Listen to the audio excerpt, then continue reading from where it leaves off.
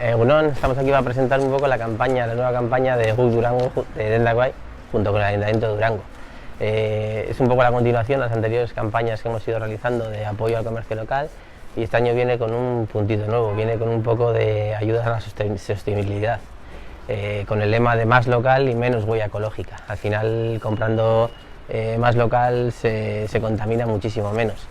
Con ello vamos a entregar un poquito unas bolsas de tela, unos tuppers y unas bolsas de malla con compras en comercios de Durango, con 4 entregas que vamos a realizar en Ezcurdi y en Magdalena todos los jueves de este mes.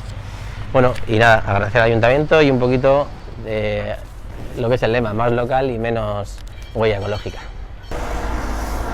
Egunon danoi, Durangoko udalak eta Dendaguai merkatari elkartiek Guk Durango kanpaini martxan jarri dau.